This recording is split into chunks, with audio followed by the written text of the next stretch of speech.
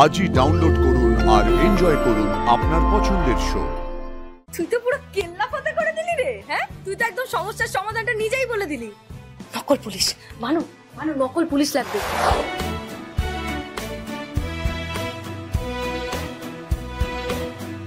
কি দারুণ রিসর্ট না রে ছোটদা ভাই? দেখ, দারুণ জায়গায় বিয়ে হচ্ছে কিন্তু দাদা ভাইয়ের। বল দাদা ভাই। ব্যাপক, জায়গাটা দারুণ। ইয়া, একদম বান্দরামি করবে না কিন্তু এই 3 দিন। আর কাউকে না বলে কোথাও কিন্তু যাবে না, ঠিক আছে? দুধ আর কাউকে না বলে কোথায় যাচ্ছি? এই তো বলেই যাচ্ছি, আমি একটু ঘুরতে গেলাম। টাটা। দাঁড়াও ইয়া। আস্তে ইয়া, কি হচ্ছে কি? একদম দুষ্টুমি করবে না। হ্যাঁ, বাচ্চারা একটু ছাড় না। ওই তো ওরা আসছে। মা গো, কত বড় রিসর্ট! ভেতরে নিশ্চয়ই অনেক দামি দামি জিনিসপত্র থাকবে, তাই না মেশো? আরে বাবা, দামি দামি জিনিস আছে কিনা কি করে বলবো, আমরা তো ভেতরে যাইনি। তবে কত সুন্দর সাজিয়েছে সেটা একবার দেখ। কত বড় করে বিয়েটা দিচ্ছে। হ্যাঁ, ওদের মনে হয় অনেক টাকা। এই তুই একটা বাচ্চা মেয়ে, তোরা তো জেনে কি হবে যে কার কত টাকা না টাকা? এই সব পাকামিগুলো একদম করবি না বলে দিলাম। গাড়ি থেকে জিনিসগুলো নামাবার নাম নেই, উনি এসেছেন সব রিসর্ট দেখতে। চল রিতা, ওকে বকাবকি করো না। আয় তাড়াতাড়ি আয়, লাগেজগুলো নে। ম্যাডাম, এগুলো রেখে দিন, আমরা নিয়ে যাচ্ছি। হ্যাঁ, তোমরা করো। স্যার, আমরা জ্যোতি ম্যাডামের কাজের লোক। ও, ম্যাডামরা যদি দেখে আপনারা নিয়ে যাচ্ছেন তাহলে আমাদের খুব বকবে। নে, তুই এটা নিয়ে, আমি ওই গাড়িটা নিয়ে আসছি। হ্যাঁ, নিয়ে ওদিক দিয়ে নিয়ে ম্যাডাম, এটা না, হ্যাঁ ম্যাডাম আপনার। মা, আমি ভেতরে যাচ্ছি। হ্যাঁ, উপরের একটা বেডরুম কিন্তু আমার। আমি কি এক্ষুনি বেছে নিচ্ছি? চলে চলো, তোমরা চলো। আরে দীপ্তি শোন। এটা রাখো তো ড্রাইভার। আরে দীপ্তি দাঁড়া। আরে এই দীপ্তি, আরে আরে থাক, এই মেয়েটাকে নিয়ে না আমি একদম পারি না। আরে একটা দিন ছেড়ে দাও। এই বলছে জামাই বাবু, দিদিদের একবার ফোন করুন, ওদের গাড়িটা কত দূর? আরে না না, ফোন করার কিছু নেই। দেখলে না রাস্তায় কি অসম্ভব জ্যাম, এক্ষুনি এসে পড়বে, চিন্তা করো। নিহারিকার কথা আর বলো না। ওই গাড়ি থেকে 3-4 বার নামবে, এটা খাবে সেটা খাবে, কফি খাবে।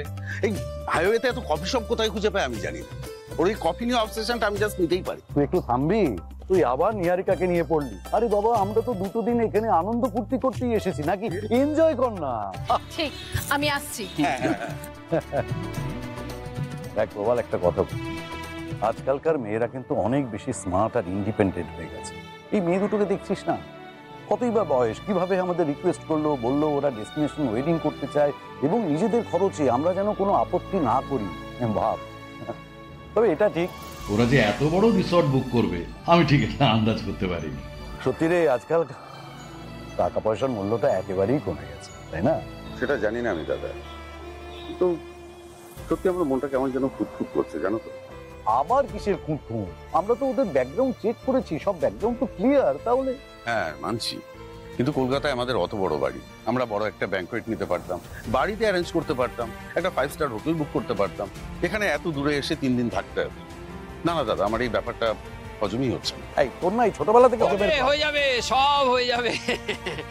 এখানকার জল হাওয়া খুব ভালো, যা খাবে 2 ঘন্টার মধ্যে সব হজম হয়ে যাবে।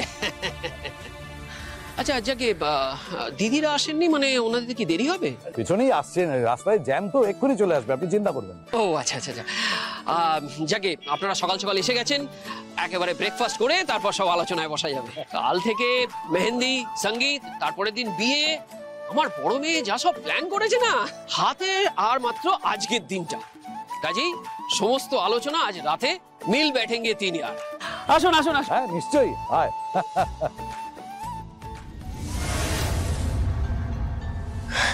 ভানু ভানু ভানু ভানু সবাই চলে এসছে, চল তাড়াতাড়ি গ্র্যান্ড ওয়েলকাম করতে হবে তো। আরে এই উজি, তুই দাঁড়িয়ে আছিস কেন? তাড়াতাড়ি চল, ওরা চলে এসছে। সবাইকে নিচ থেকে দাঁড়া, একটু ওয়েলকাম করে নিয়ে আসি। ওই দেখো, মুখটা এরকম গোমড়া করে রাখলে হবে? তুই একটু হাসি খুশি থাকবি তো, তবে তো ওরা বুঝবে যে তুইও খুব খুশি। শোন, তাড়াতাড়ি চল, নিচ থেকে ওদেরকে নিয়ে আসি, তাড়াতাড়ি। কি রে বুঝি, তুই রেডি তো? হ্যাঁ আমি রেডি। গুড। এই ভানু বলছি, শোন, এই কাজের লোকজন সব আমাদের তো ভাই, আমার হেভি টেনশন হচ্ছে। রান্নার কাছে যেন লোকজন আমাদেরই থাকে, প্লিজ। আরে হ্যাঁ রে বাবা, কাজের লোক সব আমাদের। ওই ক্যাটারারটা বাইরে থেকে নিতে হয়েছে, কিন্তু বেশি ওখানে কনস্ট্যান্ট থাকবে, সবটা তদারকি করবে। আমি ওকে সব বুঝিয়ে দিয়েছি। No tension. আচ্ছা ঠিক আছে, আরেকটা কথা, সেটা হচ্ছে যে ঋষি ব্যানার্জির বাড়ির লোক আসার সাথে সাথে বিয়ে শুরু হওয়ার আগে মোটমাট ওদেরকে জুস আর খাবারটা কিন্তু খাইয়ে দিতে হবে। বি কেয়ারফুল, ওই খাবারের মধ্যেই কিন্তু ঘুমের ওষুধটা আছে। হ্যাঁ, ওই বিয়ের মণ্ডপেই হবে আসল খেলা। সব কটা ঘুমিয়ে পড়বে আর আমি পুরো ওদেরকে লুট করে নেব। সোনা দানা টাকা পয়সা তো থাকবেই, তাছাড়াও ক্রেডিট কার্ড ডেবিট কার্ড সবই থাকবে, সেগুলো লুট করে নেব। আমার কল্পনার মধ্যে যে ছিল সে বাস্তবে তোমার মধ্যে ধরা দিয়েছে জ্যোতি। তাই প্রথমবার দেখার পর থেকে তোমাকে আমার খুব ভালো লেগে গেছে জ্যোতি। ওরা আমাদের উপরে ভরসা করেছে, আমি তাদের উপরে ভরসা করেছি, আর সেই ভরসার উপরেই আমি বিয়েটা করতে চাই। Bhanu, be careful. হ্যাঁ, আর একটা জিনিস মাথায় রাখবি, ঋষি ব্যানার্জির গোষ্ঠীর কিন্তু ব্যাংক অ্যাকাউন্ট পুরো খালি করে দিতে হবে। Got it? টেনশন করছিস?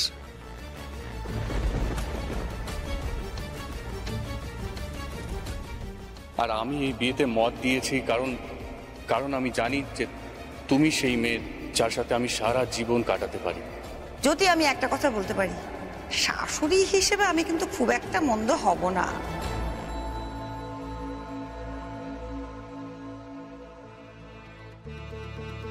বুঝি আমাদের সঙ্গে খুবই অন্যায় হয়েছে রে মা, তার প্রতিকার তোকে করতে হবে।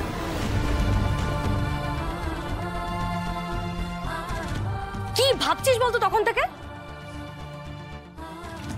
না না ঠিক আছে, আমি আমি আমি ঠিক আছে, একদম ঠিক আছে। তোরা প্লিজ ওখানে গিয়ে কোনো রকম কোনো গন্ডগোল করিস না।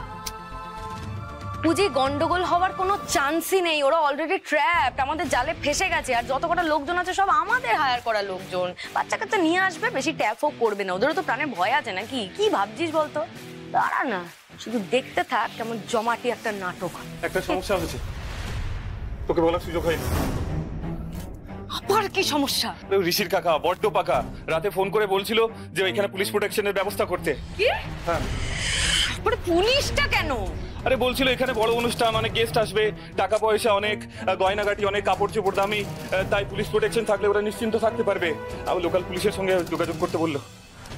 আমি এই ভয়টাই পাচ্ছিলাম, আমার মন বলছিল কিছু না কিছু একটা গন্ডগোল ঠিক হতে চলেছে। কি করবো এবার আমরা? নকল পুলিশ হায়ার করবো নাকি পুলিশকে টাকা খাওয়াবো, আমি কিচ্ছু বুঝতে পারছি না।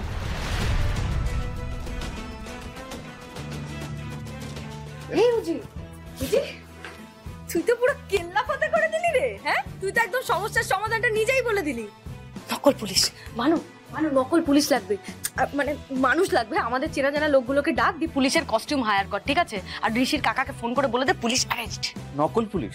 হ্যাঁ হ্যাঁ, নকল পুলিশ যারা শুধু আমাদের কথা শুনবে, বুঝতে পেরেছো? হ্যাঁ, মানে একজন সাব ইন্সপেক্টর থাকবে, 5-6 জন কনস্টেবল থাকবে, সব আমাদের লোক থাকবে, ছেলে মেয়ে মিশিয়ে থাকবে। বলবি একদম বাড়ির চারপাশে একদম সুন্দর করে যেন ছড়িয়ে থাকে। এটাই বেস্ট হবে, আমি এখনই ব্যবস্থা করছি। এখন চল চল চল চল চল।